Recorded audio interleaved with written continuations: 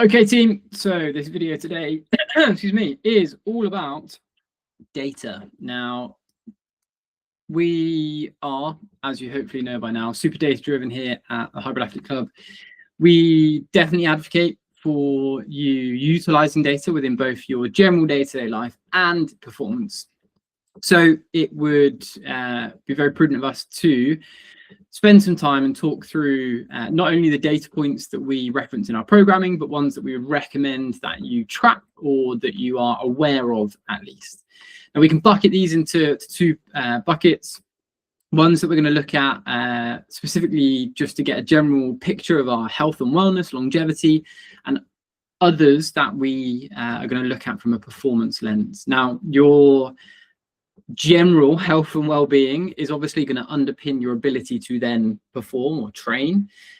So we're absolutely going to use our health metrics in order to inform our training or make training decisions. And more often than not, those data points are used in order to determine some of our the data points that we would see from a performance standpoint anyway. But just creates a bit of clarity between the two. I'm going to rattle through these pretty quickly, but before I do get there, of course, there's going to be a few caveats along the way when we talk about these things. The first thing to think about when it comes to data is that obviously there is an absolute ton of stuff that you could track. Now, as with anything, there needs to be a reason why you're looking into a certain data point. We don't want to be doing that blindly, and we certainly don't want to be responding to things like a training status or a training readiness status without fully understanding what it means. And obviously, the likes of Garmin do a fantastic job of making things easy to understand.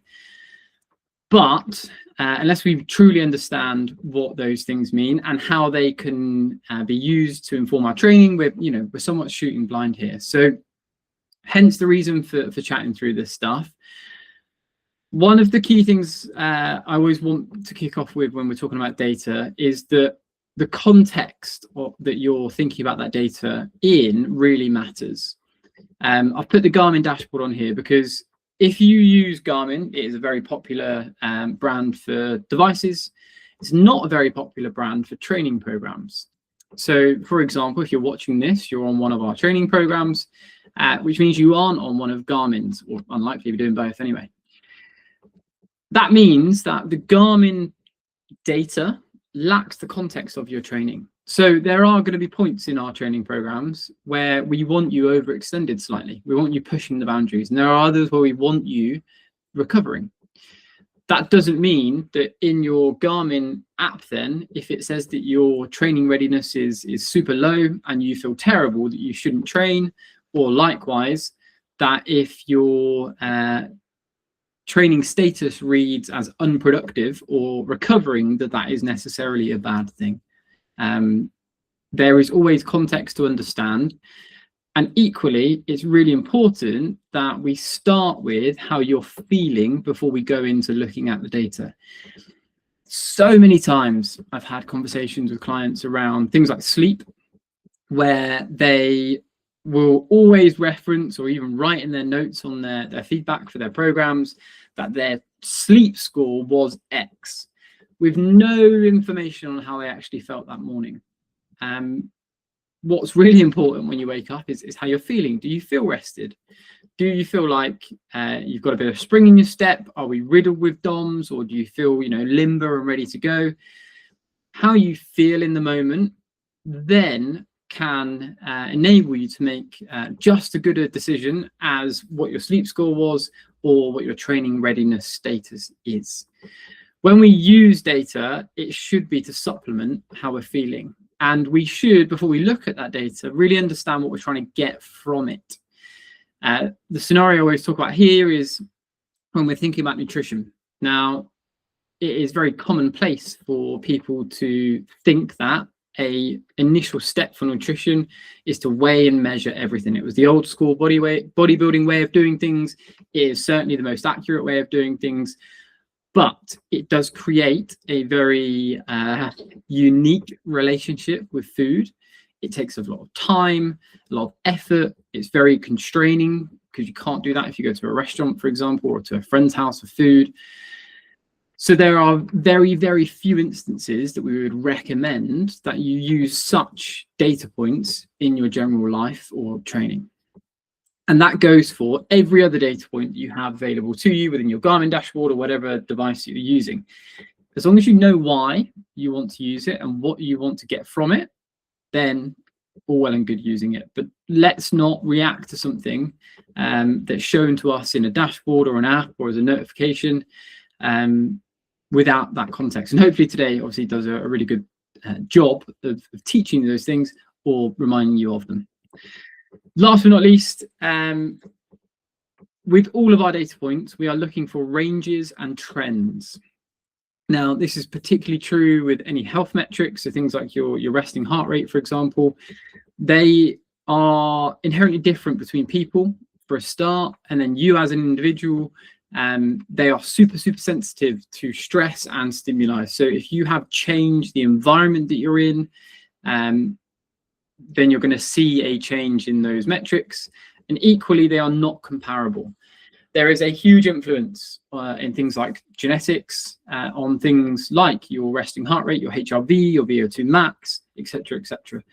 So we're always looking from these data at these data points, from the perspective of you as a unique individual. So we're looking at what your normal range is for you, and whether you're deviating from that range, or if you are trending upwards or downwards, or whether you're not trending or trending flat. We aren't looking at comparing. Now, obviously, as humans, we bloody love to do that, and you'll be able to Google just about anything, particularly with something like a VO2 max with a performance score. You'll be able to find elite athletes that have got X, Y, and Z reported VO2 maxes. It's pretty difficult not to react and want to compare. But as I said, it's super unproductive, particularly with health metrics. And I'll kind of allude to that as I go through. Last thing before we dive into the metrics themselves, I'm not going to go into brands or models of devices today. I think there's a lot of obviously personal preference with that. But one thing that rings true across all of the devices is that the type of device is going to have an impact on the quality of data that you get back. Now, the closer a device is to your heart, the more accurate, of course, it's going to be in measuring your heart. So with all of our, all of the data points that I listed in that first slide, there's going to be some inference to your heart rate. Now, if a device like a chest strap is on your chest, that's going to be far more accurate than on your wrist. There's a few studies floating around that have had a look at the difference between the two. Now, it's not massive. You're looking at anywhere from 1 to 5 beats per minute in difference, recording from your wrist to your heart. But if you are looking to get super, super nerdy, then the absolute best setup, as I said, that you can have is going to be a chest strap. Now, if you're not comfortable wearing a strap there because of how it feels, or you've got something that gets in the way, then an arm strap is going to be next best. And then finally, obviously, just having a watch. Little tidbit, not that it's overly comfortable, but if you are wanting, if you're doing like a test piece, like a run or something, or you're doing a CrossFit-y workout that you're going to have some sort of glove or wrist strap on for grips, you can loosen this right off and wear it just a bit higher or closer to your elbow, and that will improve the accuracy slightly. But we're really getting into the nitty-gritty there. Okay, what you all came for. Let's dive into the metrics themselves then. So first one I'll look at is going to be resting heart rate. I'm going to rattle through these in the same way. So we're just going to talk about what it is, so what it's actually measuring, what it's telling us about us, and then how we're going to use it to inform life and training. So resting heart rate, what is it? It's measuring the lowest number of beats or successful beats per minute to sustain life. Now, this is going to be measured at complete rest. So the most accurate period that it's going to be done for is going to be when you're sleeping. And generally, your resting heart rate is a really good indicator of how you are at the moment as a human. And that's because your resting heart rate is very, very sensitive. It's going to react to just about any stimuli. If you're sat on the sofa watching a super hyped up sport game on TV, a match on TV, or a film, your resting heart rate, your heart rate, even though you are at rest, is going to fluctuate. Some wicked studies looking at chess players who obviously sit there and stare at a board and move an arm a little bit, having really, really elevated heart rates and burning thousands of calories in matches. Same principle. So knowing that is super reactive can really help us to understand over a period of time whether something's going on in the body, because it's going to respond to things like your environment, your general health. If you're sick, you're likely to see your resting heart rate go up or very, very down. If we're psychologically stressed, similar thing. We're seeing a trend over a few days, or a sustained period. That could be a good indicator that even though physically you feel okay, you are actually stressed, or that your sleep performance hasn't been great over the past few days, or indeed your training load is particularly high or particularly low for a given period. Generally speaking, resting heart rate is going to be a really good indicator of our fitness, our overall aerobic fitness. And that's because it's essentially measuring what your stroke volume is. And our stroke volume being the amount of blood your heart can deal with, pump a minute. As that increases, as your heart becomes more efficient, it's obviously able to pump more blood around the body per minute, which carries oxygen, and therefore your body is being able to do more with less beats, or potentially do more with less beats. That is therefore a really good indicator of fitness. So if over time we're seeing your resting heart rate come down, generally speaking, that's going to be a really good indicator that you are becoming a fitter person. Last thing to mention here is, as I said, your heart rate is super responsive. It's very, very sensitive. So you are going to see fluctuations every minute, every hour, every day. So don't overthink your resting heart rate. We are looking at weeks as opposed to individual days or consecutive days even. And we're looking for some deviation or some variance of over 3 beats per minute. So if your resting heart rate is typically 65, for example, and for a solid 5-day period, it's up at 68, then we want to react and maybe then make a decision about changing our training. Now we can start that process much earlier. So if you've noticed that your resting heart rate has started to spike and is sitting above what it normally would, then we can look at some of the other data points that I mentioned today, pair that feedback and make a decision off the back of that. But generally speaking, we're looking at a trend, as I said earlier on. Next up, heart rate variability. So as the name suggests, it is measuring the variance in your heart rate, your heartbeats. It's specifically looking at the time between your heartbeats. Now, contrary to popular belief, your heart doesn't beat metronomically. So if your heart rate is 65 beats a minute, or let's say 60 for easy maths, that doesn't mean it's beating every second of the minute. There is going to be variance. And that generally is because your body is trying to react to stress. That stress is going to come and go. And a healthy body will be able to deal with that variance. So if we have a high HRV, it's generally considered as being good. And again, this is going to be in a range for you. And actually a few slides ago, I included the graph that you're given in Garmin. That green is just what is the normal range for you. The number is somewhat irrelevant and isn't comparable to other people. We're just looking at, for you, are you in a good range for you? Now, I use this analogy all the time when I'm explaining what heart rate variability means. So I'm going to go through it again today to explain why variance is good.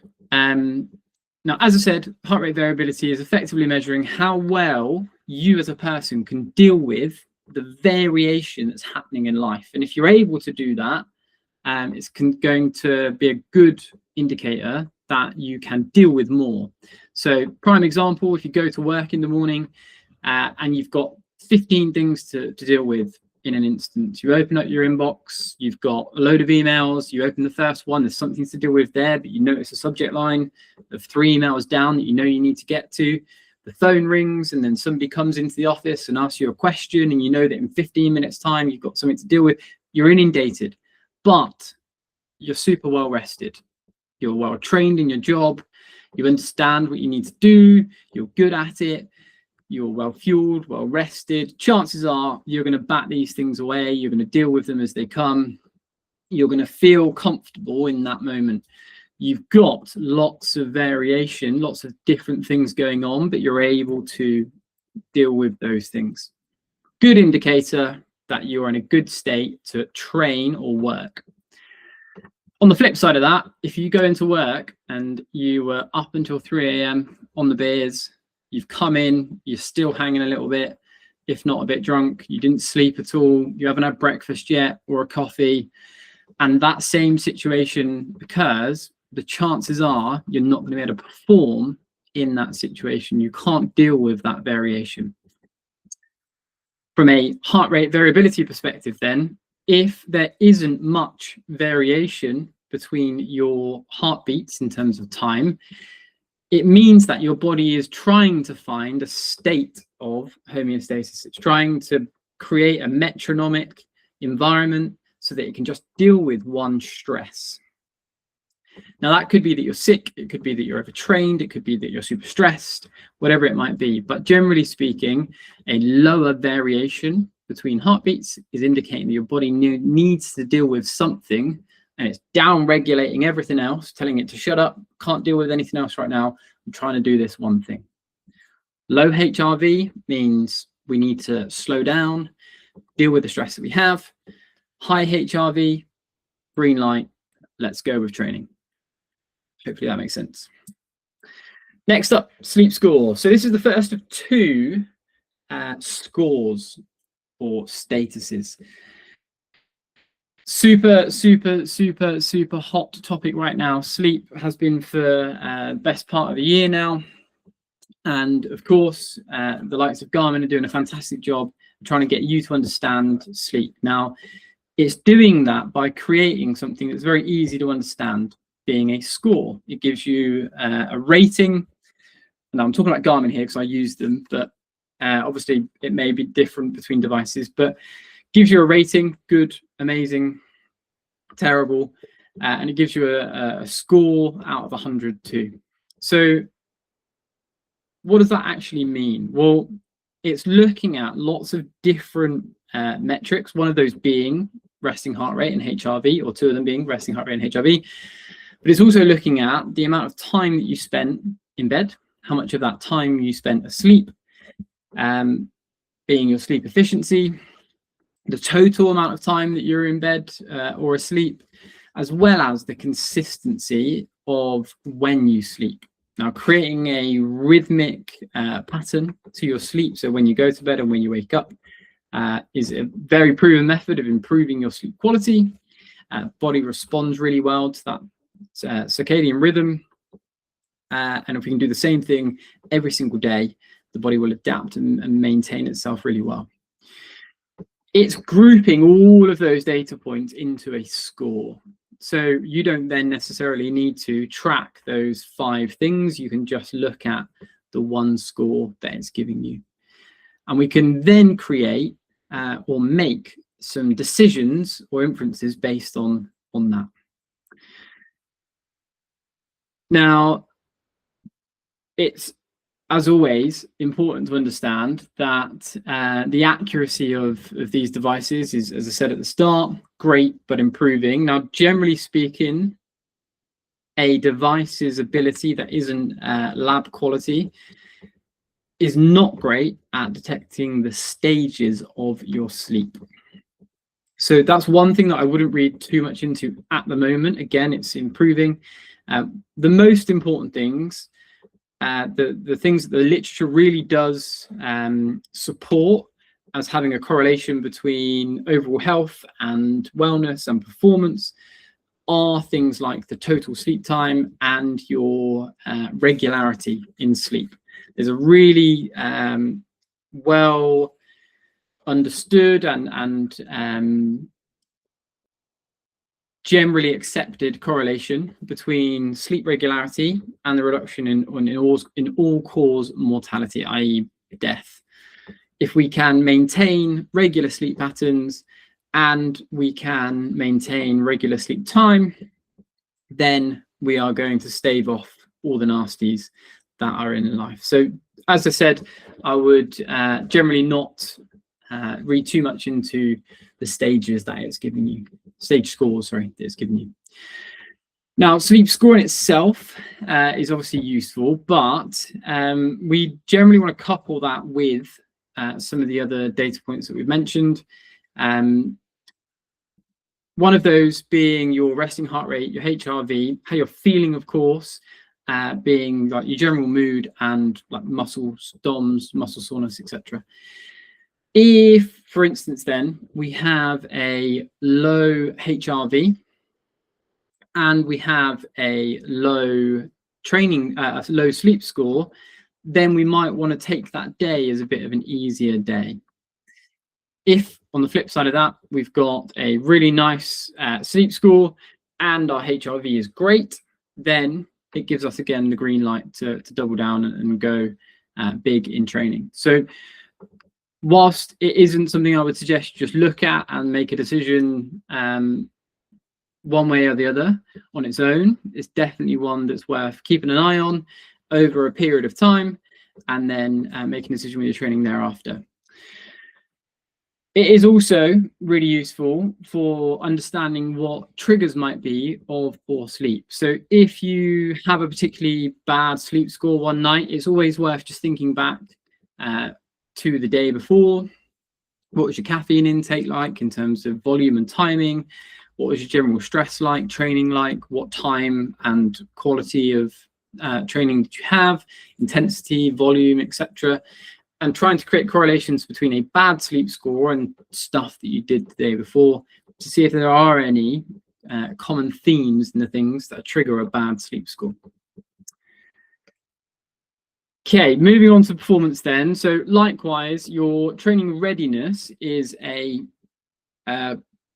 pooling of lots of data points to create an interpretation of that data.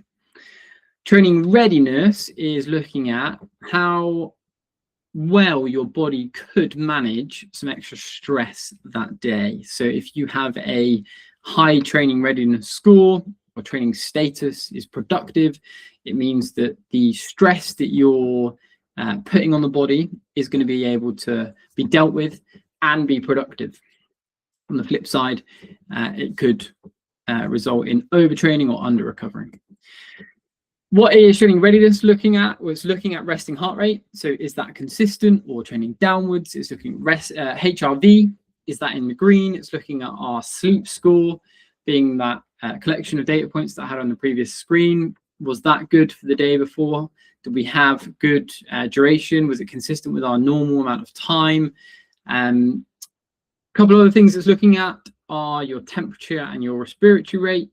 So temperature being within a normal range for us, and then respiratory rate, again, similar to HRV.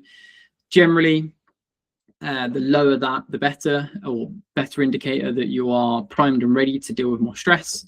And then last but not least, with some of the devices, it'll also look back at your previous training if it understands what that is or has been linked to Strava or Runner or whatever training app you're using to make a determination as to whether your session ahead or session back is having a positive influence on your training.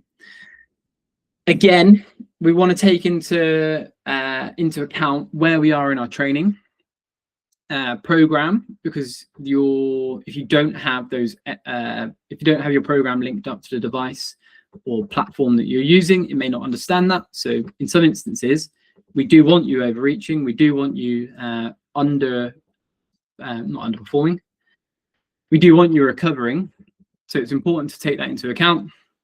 But we can very much treat it the same as HRV. So looking at it alongside other metrics that we have in order to determine if we're going to act. And in our instance, if you're not sure if your training readiness is accurate, reaching out to one of the coaches and making sure that actually it is where it should be, depending on where you are in your training phases, is going to be a really good conversation to have. VO2 max, the golden egg, if you will. Now, what is it to start with? It is the maximum amount of oxygen that your body can utilize within a minute. Now, obviously, the more oxygen your body can utilize within a minute, potentially the more you can do.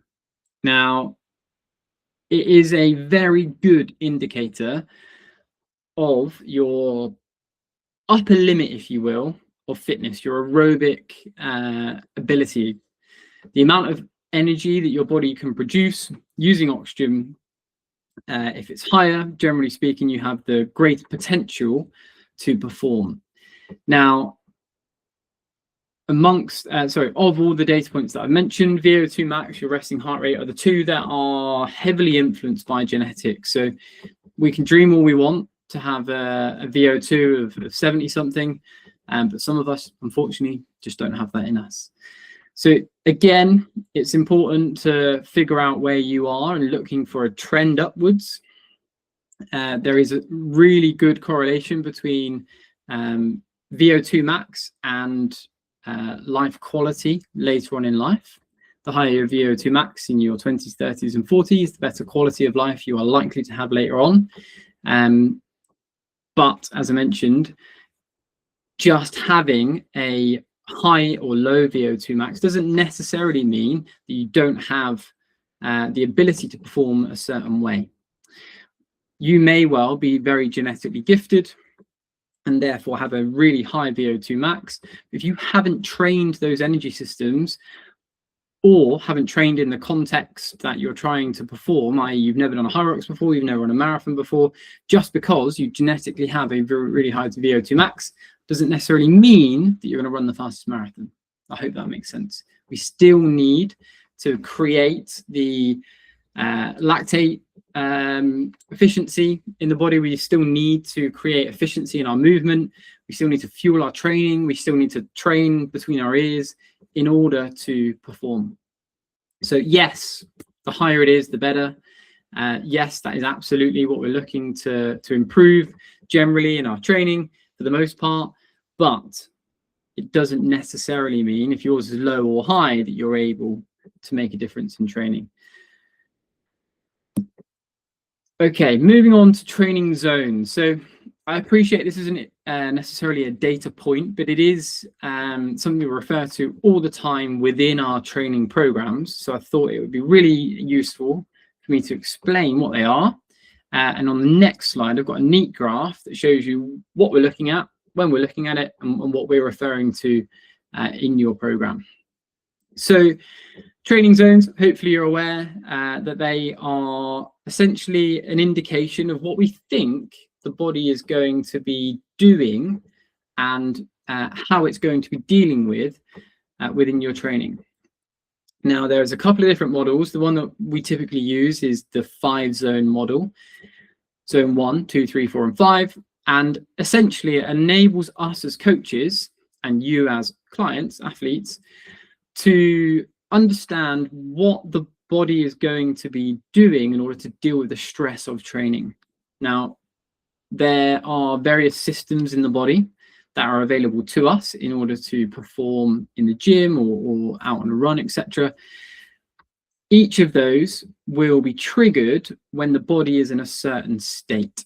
If it's in a very relaxed state, zone 1, it's going to use certain systems.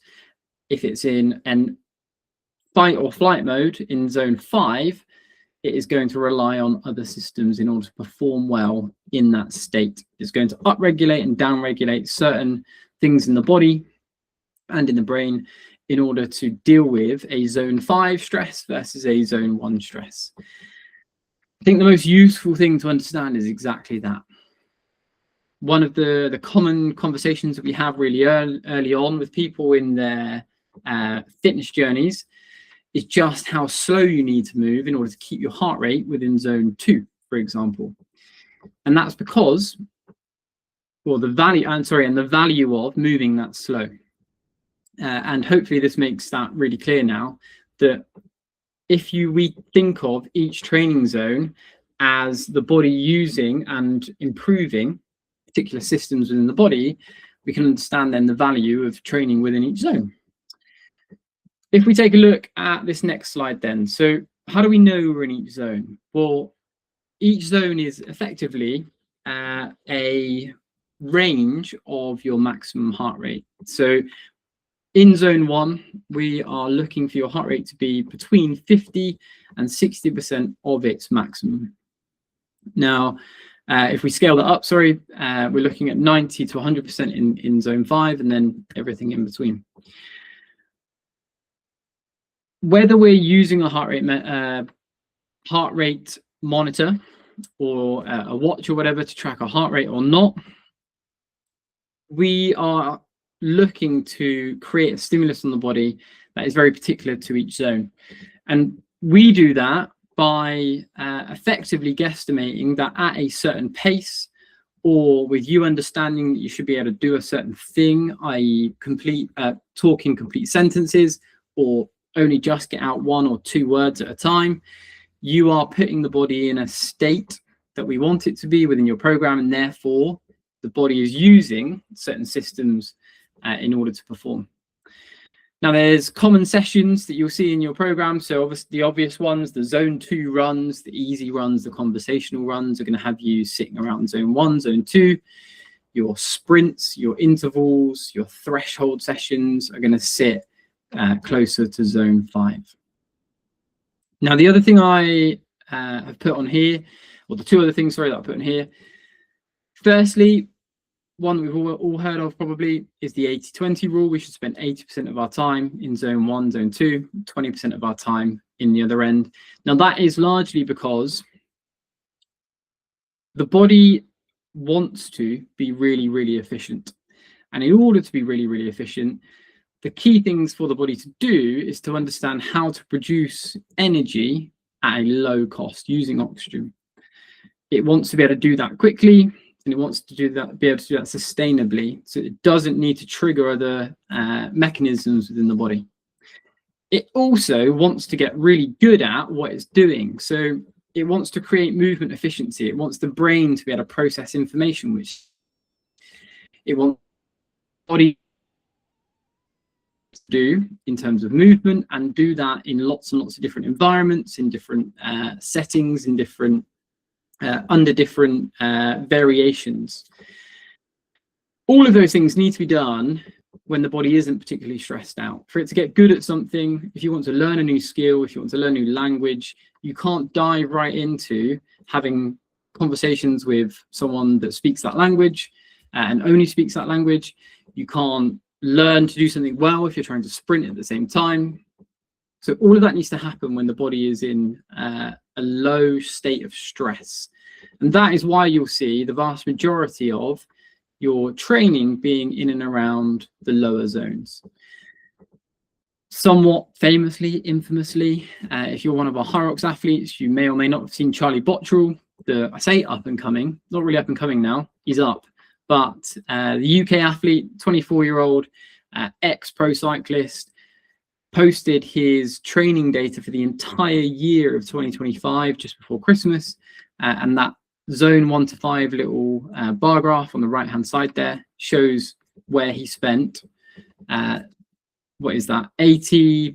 of his time in zone 1 and 2, and then the rest of it later on in those higher zones. So somebody that is at the very top of the sport, elite 15, really advocating for that 80-20 split, which is great.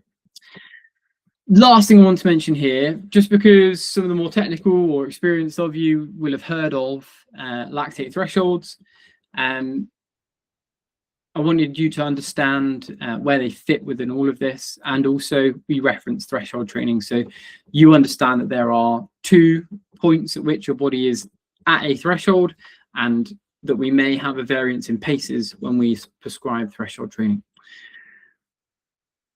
Lactate in the body is produced as a result of exercise. It's not only useful for energy, creating energy itself, but it's a really good indicator that to your body, that you are exerting yourself. And it does that by creating acidity within the body that hurts. And that then, in turn, tells you to slow down. You're going too quickly. Now, as you start to exercise, there is a point at which your body starts to produce lactate. And the point at which it starts to produce lactate is known as your LT1, your lactate threshold 1, or your aerobic threshold.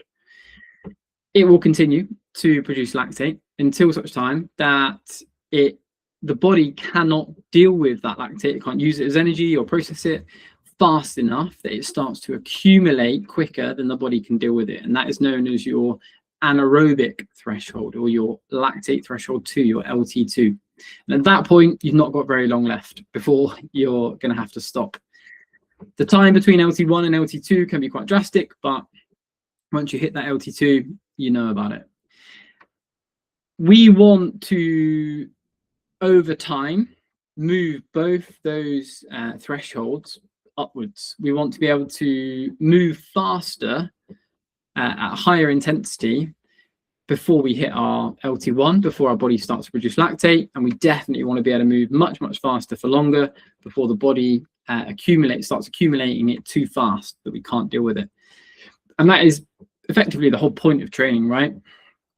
Now, there are sessions in which we will work at or just below those thresholds. There are sessions where we'll work just below and just above and recover in between. And all of those are designed to, over time, move up those lactate thresholds.